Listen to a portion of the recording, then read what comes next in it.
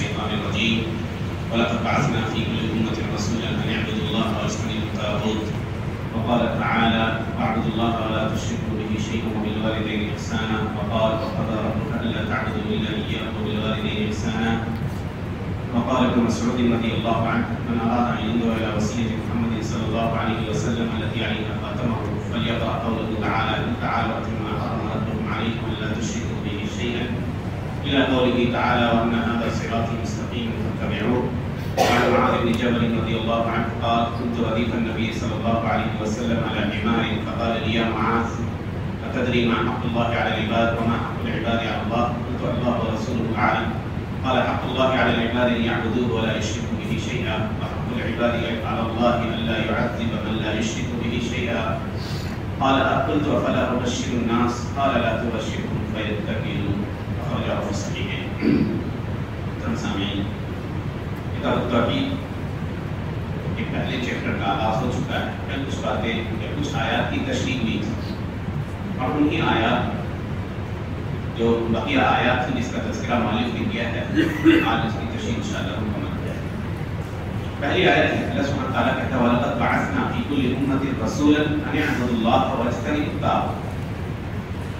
کہ ہم نے ہر امت میں، اور امت کا معنی آپ کے سامنے بتایا گیا تھا کہ اپنی زبان میں امت کے کا چار معنوں میں امت کا لفظ استعمال ہوتا ہے. امت ایک بڑے گروہ کے لیے استعمال ہوتا ہے، بڑے گروپ کے لیے، اور اس میں سب سے زیادہ اس کا استعمال امت کا کہیں استعمال امام کے لیے ہوتا ہے. چنانچہ امام کو یا اسوہ اور مقتدی شخص کو امت کہا جاتا ہے. جیسے ابراہیم علیہ السلام کے لیے اللہ نے استعمال کیا ان ابراہیم کان امۃ قانتا للہ حنیفا. بلا شبہ ابراہیم علیہ السلام امت تھے یعنی امام تھے.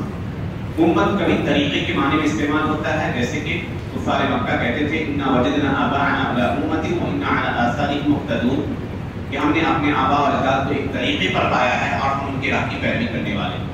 اور امت کا چوتھا معنی زمانے کے لیے ہے، جیسے کہ سورہ یوسف میں آیا ہے وَذَّكَرَ بَعْدَ أُمَّةٍ، ایک زمانے کے بعد شخص یاد. یہ چار معنی امت کے لیے استعمال ہوتا ہے. اور یہاں پر پہلا معنی استعمال ہوا ہے یعنی لوگوں کے گروپ کی طرف، یعنی ہر قوم اور ہر نسل کے لوگوں کی طرف اللہ سبحانہ وتعالیٰ نے ایک رہنما کو، ایک مبلغ کو، اللہ کے پیغام کو پہنچانے والے کو بھیجا. چنانچہ اللہ دوسری جگہ کہتا ہے وَلِكُلِّ قَوْمٍ هَادٍ، اللہ نے ہر قوم کی رہنمائی کے لیے ایک رہنمائی کرنے والے کو بھیجا. ان میں سے بہتوں کے بارے میں ہمیں معلومات ہے. قرآن کریم میں 25 انبیاء کا تذکرہ، اور اللہ کہتا بھی وَرُسُلًا قَدْ قَصَصْنَاهُمْ عَلَيْكَ مِنْ قَبْلُ وَرُسُلًا لَمْ نَقْصُصْهُمْ عَلَيْكَ. بہت سے رسولوں کا قصہ ہم نے آپ کو بتا دیا اور بہت سے رسولوں کی خبر آپ کو نہیں دی. اور مشہور بات ہے، سندی اعتبار سے کچھ بہت مضبوط نہیں ہے، 1,24,000 انبیاء ہیں. انبیاء کی بڑی تعداد آئی ہے، یہ بات تو صحیح ہے، لیکن ان کی تعداد کیا 1,24,000 تھی؟ یہ کہتے ہیں کہ بس ایسے ہی کہی جاتی ہے یہ بات، اس کی کوئی اتھینٹک جو کہتے ہیں صحیح حدیث سے تو ایسی کوئی دلیل ہمیں نہیں ملی. ہاں اللہ نے سب ہر قوم کی طرف ایک رہنما کو ضرور بھیجا، اللہ کے پیغام کو ان تک پہنچانے والا ضرور بھیجا. کہا پیغام کیا تھا؟ ان اعبدوا اللہ واجتنبوا الطاغوت، اللہ کی بندگی کرتے رہو اور طاغوت سے بچو. اور اللہ کی بندگی جس کو ہم عبودیت کہتے ہیں، یہ تین طرح سے یا کہتے ہیں کہ اس کی تین قسمیں. پہلی قسم ہے جس کو کہا جاتا ہے عبودیہ عامہ، اور عبودیہ عامہ کا مطلب ہوتا ہے کہ عام عبودیت، اس کائنات کے اندر جتنی چیزیں ہیں سب کی سب چیزیں اللہ کی یہ کہتے ہیں کہ یہ سارے لوگ اللہ کے بندے ہیں، اللہ کے غلام عباد. چاہے شریف و فرید ہو، وہ لوگ بھی جو اللہ کا انکار کرتے ہیں وہ بھی اس حکم میں آتے ہیں. کہیے گا کہ کافر لوگ جو اللہ کو نہیں مانتا وہ اللہ کا بندہ کیسے ہوگا؟ تو چاہے نہ چاہے وہ اللہ کی بندگی میں داخل ہے. اللہ پر ایمان نہیں رکھتا ہے لیکن اس کے اندر اتنی طاقت نہیں ہے کہ اللہ کے حکم کو وہ پھیر سکے. شیخ الاسلام ابن تیمیہ نے العبودیہ کے اندر یہ بات لکھی. اللہ نے لکھ دیا ہے کہ اس کو فلاں دن مرنے آنا ہے، تو اللہ کی اس فیصلے کو ٹال نہیں سکتا، تو مجبور ہے اللہ کے سامنے وہ مجبور ہے. اور عبد کہتے کہتی ہیں جو جھک جائے تو اس کو جھکنا ہے اللہ کے سامنے، چاہے مانے یا نہ مانے. ہاں وہ اللہ کی مرضی کے مطابق نہیں جھک رہا. یہاں پہ ایک چیز نوٹ کرنے کی، وہ اللہ کی مرضی کے مطابق نہیں جھک رہا. تو اللہ کی جو فیصلہ ہے، جو قضا اور قدر ہے، اس کے سامنے اس کو جھکنا پڑتا ہے. اللہ نے لکھ کے کوئی غریب رہے گا، غریب لاکھ ہاتھ پاؤں مارنے کچھ نہیں ہونے والا. اللہ نے لکھ دیا بارش ہوگی، وہ بارش کو روک نہیں سکتا کہ اپنی تہوار کو منا سکے. تو اس مفہوم میں اس کائنات کے اندر جتنی چیزیں ہیں سب اللہ کی عبودیت میں داخل ہیں، سب کے سب اللہ کے بندے ہیں. اور اللہ نے کہا قیامت کے دن یہ سارے لوگ آئیں گے، ان کل من فی السماوات والارض الا آتی الرحمن عبدا. اس کائنات کے اندر جتنی بھی چیزیں ہیں، جتنی بھی مخلوقات ہیں، سب اللہ کے ہاں عبد، بندے کی شکل میں وہ حاضر ہیں. اور اسی لیے اللہ کہتا ہے یا عبادی، اے میرے بندو، سب کے سب تم لوگ گمراہ ہو مگر وہ شخص گمراہ نہیں ہے جس کی میں رہنمائی کروں. تو تم مجھ سے ہدایت کا سوال کرتے رہو. کلکم ضال الا من ہدیت.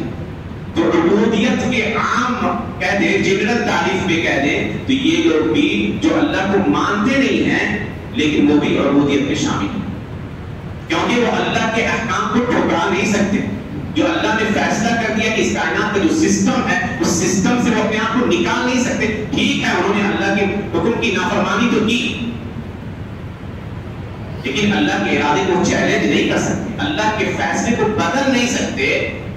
چنانچہ یہاں پہ انہیں جھکنا پڑتا ہے اللہ کے سامنے، اور جو جھک جائے اللہ کے سامنے میں وہ عبد ہوتا ہے.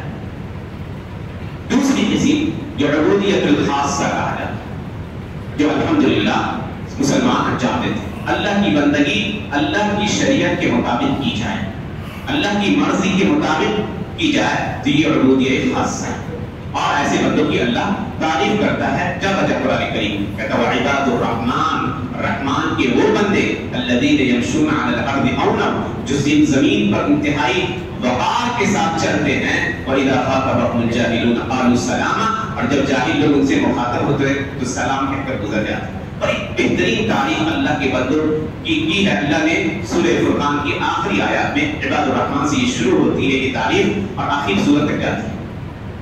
اللہ کہتا ہے اللہ لطیف بعبادہ، اللہ اپنے بندوں پر بڑا مہربان ہے. تو یہاں پہ وہ بندے مراد ہوں گے جو اللہ کی شریعت کے مطابق بندگی کو انجام دیتے ہیں، نہ کہ وہ لوگ جو اللہ کی شریعت کے مطابق بندگی تو نہیں کر رہے ہیں لیکن اللہ کے سامنے کو جھکنا پڑا.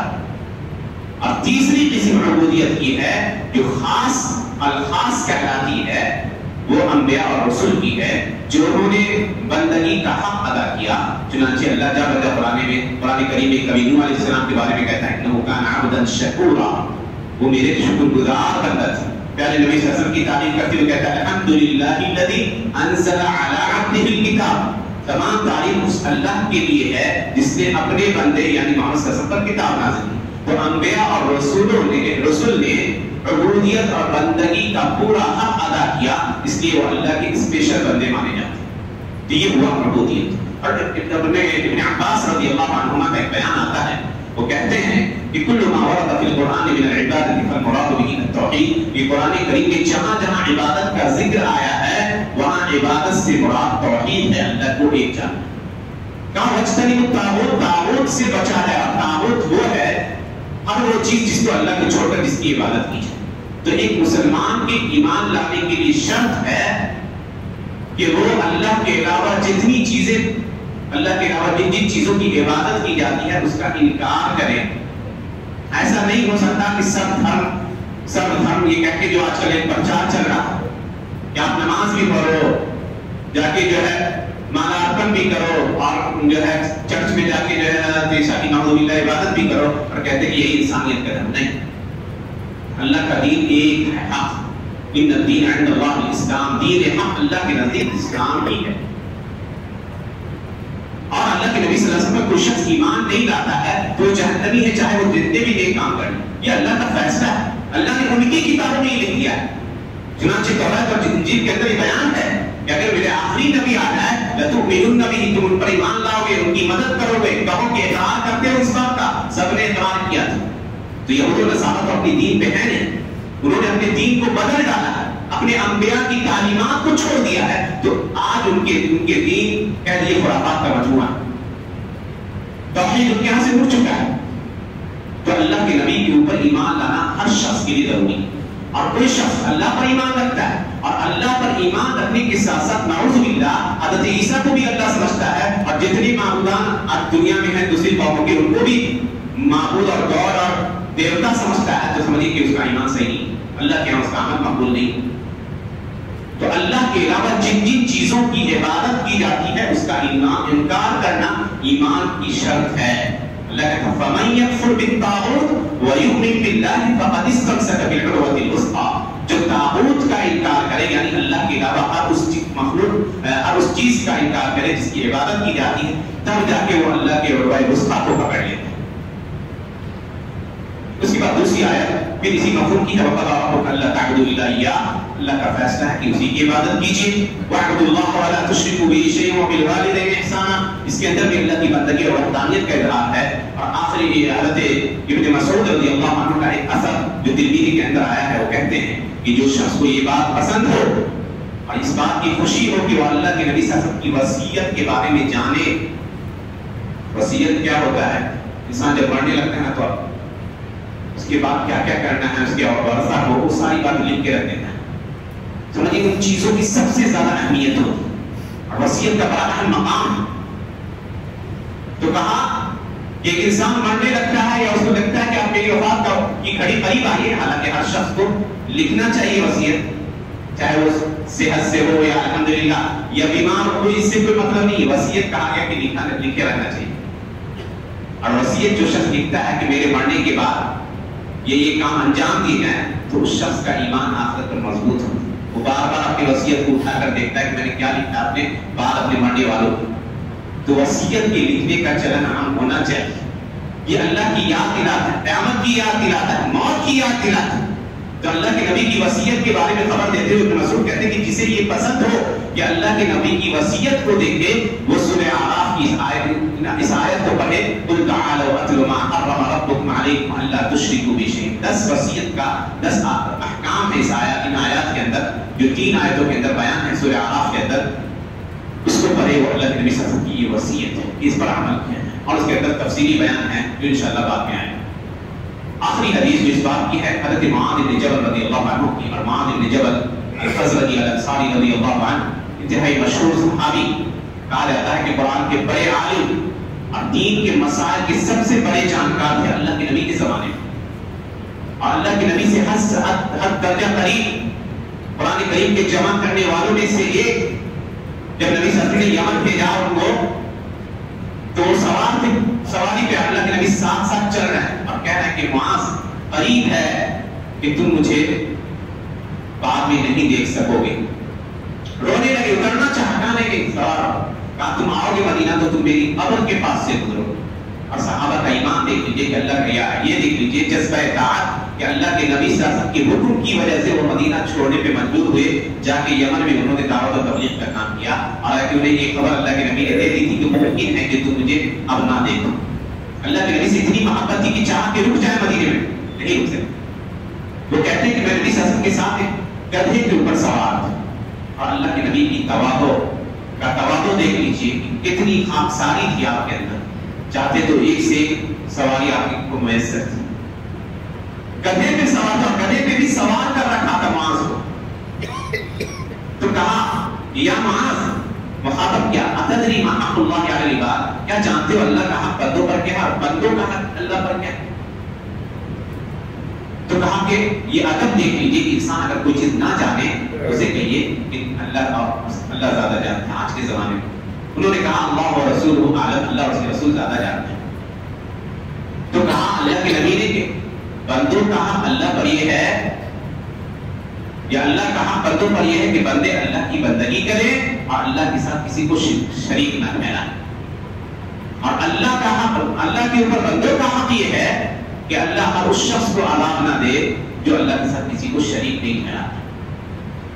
بندوں کا حق اللہ پر کسی نے واجب نہیں کیا, یہ اللہ نے اپنے اوپر واجب کیا. اللہ کی رحمت دیکھ لیجیے کہ اللہ نے خود اپنے اوپر یہ چیز واجب کی, نہیں تو اللہ کو کوئی مجبور کرنے والا نہیں. اللہ نے کہا تب اگر تو مانا نفس رحمت, اللہ نے اپنے اوپر فرض کر لیا ہے کہ اللہ مہربانی ہی کرے گا, رحمت کرے گا. اور اللہ کی رحمت کی مثال دیکھ لیجئے کہ اللہ نے اس کے لیے انبیاء اور رسول کے سلسلے کو جاری کیا. جو حجت ہے نبیوں کے بھیجے جانے کی حکمت یہ ہے کہ ان کے ذریعے اللہ بندوں پر حجت قائم کرتا ہے. رسول مبشرین و منذرین لئلا یکون للناس علی اللہ حجت بعد الرسل. وہ رحمت ہوتے ہیں وما ارسلناک الا رحمۃ للعالمین. اور نبیوں اور رسولوں کے ذریعے اللہ اپنے دین کی تفصیلی جانکاری اپنے بندوں کو دیتا ہے. تو یہ وہ حکمت تھی رسولوں کی بھیجنے. تو اللہ نے اپنے اوپر رحمت کو واجب کر رکھا. حضرت معاذ کو یہ خبر ملی تو انہوں نے کہا اللہ کے نبی کیا میں لوگوں کو جا کے خوشخبری نہ سنا دوں؟ اور یہ ایک مسلمان کی پہچان ہوتی ہے کہ اسے کوئی خوشی ملے تو اس خوشی میں اپنے دوسرے بھائی کو بھی شریک کرے. اپنے لیے جو پسند کر رہا ہے اپنے بھائی کے لیے بھی پسند کرے. بڑی خوشی ملی کہ الحمدللہ ہم شرک نہیں کرتے. تو اس کا مطلب ہے کہ الحمدللہ اللہ سبحانہ و تعالیٰ ہمیں جہنم کے عذاب سے بچا دے گا. تو کہا اللہ کے نبی جا کے خوشخبری نہ دے دو؟ کہا نہیں ایسا مت کرو. لوگ جو ہے اسی پر بھروسہ کر لیں گے ہم بڑے پکے موحد ہیں عمل کرے نہ کرے جنت میں تو جہرے کریں گے جیسے کہ آج کے زمانے کے لوگ کی کہا. تو اس حدیث سے پتہ چلتا ہے کہ جو شخص توحید میں جس کی وفات ہوتی ہے اور جو شخص موحد ہے انشاءاللہ قیامت کے دن اللہ کے عذاب سے محفوظ رہے گا. اللہ سبحانہ تعالیٰ سے دعا ہے کہ اللہ سبحانہ تعالیٰ ہمیں توحید کے مسائل کو سمجھنے اور اس کے مطابق زندگی گزارنے کی توفیق عنایت فرمائے. آمین. وآخر دعوانا الحمدللہ رب العالمین.